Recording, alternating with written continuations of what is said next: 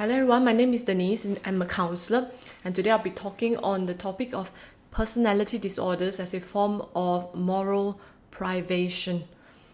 Okay, probably I'll come up with a more nifty title later to put on the thumbnail. This is kind of long, but it's actually a very simple thing. So in the previous video, we talked about evil being a form of privation, which means that, for example, look at this circle. It is an incomplete circle, so there's something missing. So we can say that this circle is evil. It's structurally evil because there's something missing, there's something lacking. Okay, so that's called privation, something that is lacking. For example, you draw a house but there is no roof. Okay, you build a house, there's no roof, so the roof is what's missing, so that is a privation, so the house is evil. Okay, so another way to think about it is that, okay, what ought to be there is not there. For example, I'm a person, but I'm like Nick Vujicic. He's born without arms and legs. So arms and legs ought to be there, but they're not. So that is a physical evil. It's a privation.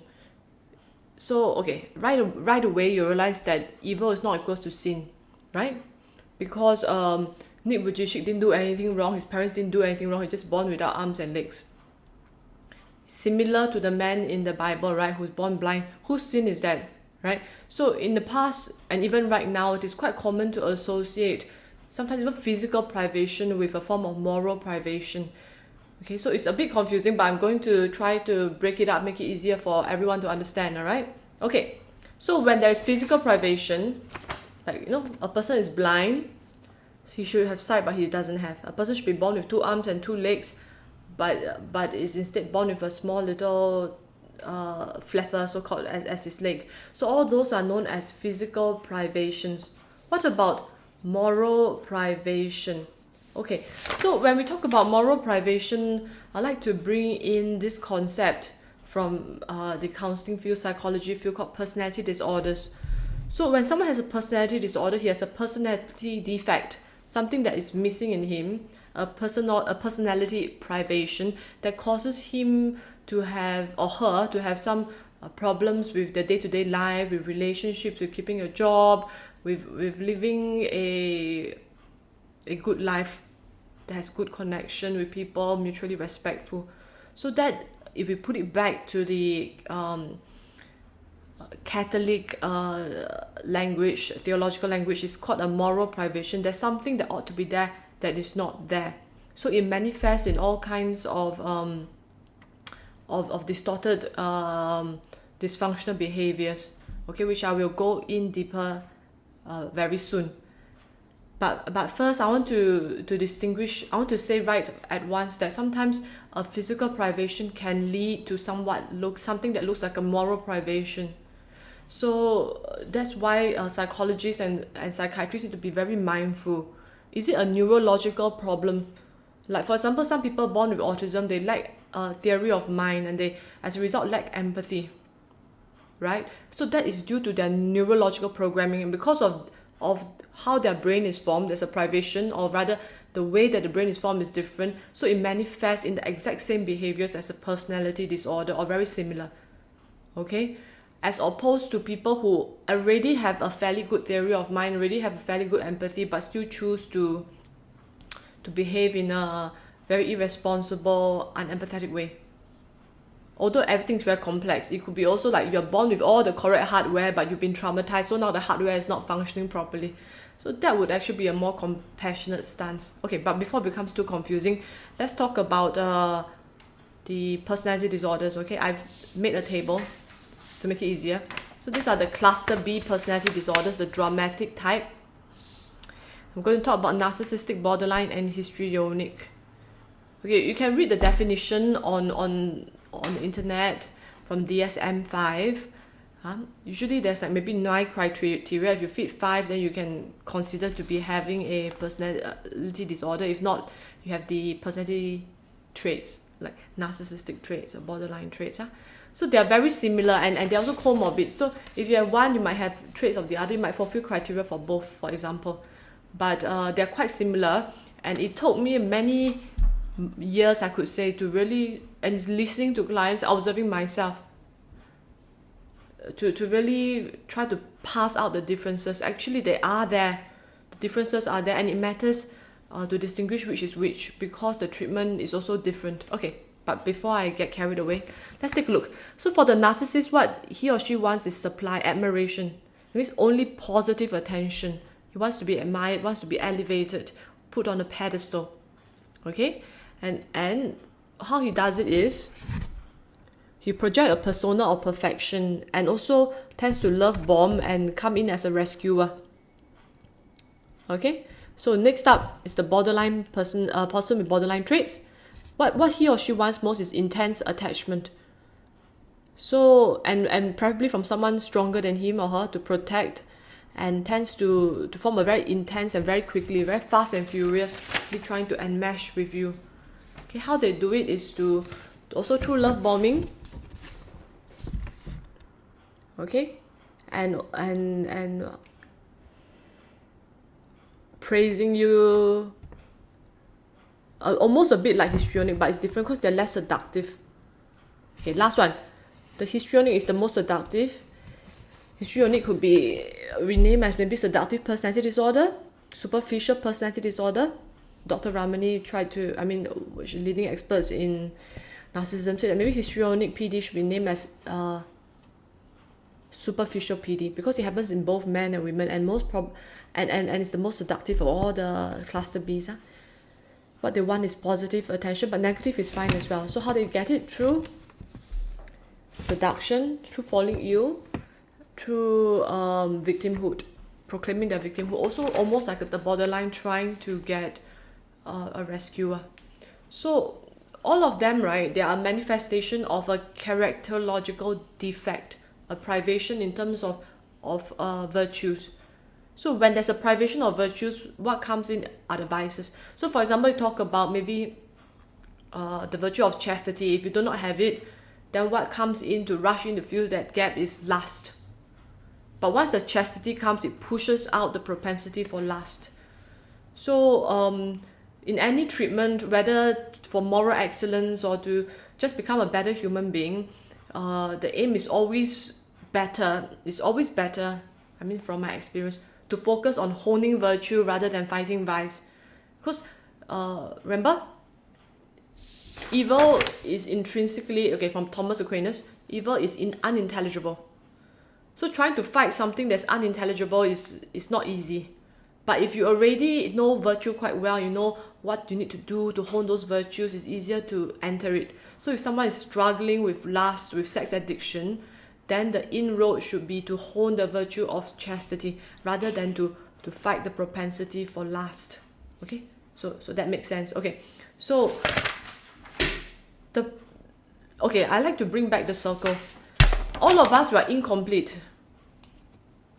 We are all in varying degrees, like this incomplete circle. We all have privation. That's because we are not, we're not fully actualized. We're not in our full potential as God intended us. We are fallen, right? So the saints, in all their great glory, they're also saints and sinners. That they also have their own incompleteness, so to speak. But they're maybe quite close to being a complete circle. The one and only person who is really a full, complete circle is Jesus Christ. So for him, you could say that he's fully human. All the rest of us, we are struggling our best to close the gap to be full human. But on top of that, Jesus is also not only fully human, but also fully divine. So he's not only a complete circle, he's also fully divine. So he's the only one who can give you a so-called top-notch, top-level, top-quality kind of love that everybody craves for. For the rest of us, if we ever try to advertise that we can provide that kind of unconditional love, then we are just telling a lie. Okay, so back to the personality disorders. If you are in this category, if you have this kind of traits, personality disorder traits, you will be searching out for the perfect love, the Jesus quality kind of love, but you're searching it in the wrong places. And at the same time, you also be attracted to other people in this category. For example, it's no secret that the borderline tends to find themselves under the snares of a narcissist. Same for the histrionic. They're trapped in the same circle, trying to find love, the type of perfect level love where it doesn't exist. Okay? And sometimes they form this very, especially if you have borderline traits, you have this strong desire to connect quickly, right? And the narcissist is advertising the Jesus quality kind of love. Then you fall for the trap. And you believe that, and your mind, all the quality world images, all your dreams, that this narcissist can actually one day love you unconditionally. You all go traveling together, build a future together. That's impossible because this narcissist is a very, very incomplete circle. He has a big enough gap in order to have enough privation for it to manifest as personality disorder. So when a person is so incomplete, with such a big gap, and also not even striving to complete this gap, to become a better human, this person is not even capable of offering any semblance of a decent love. And that's why they are usually very guilty of cheating, of adultery, of constantly lying. If you put it in a positive terms, like in terms of virtue, they lack the virtue of justice. That's why they keep lying.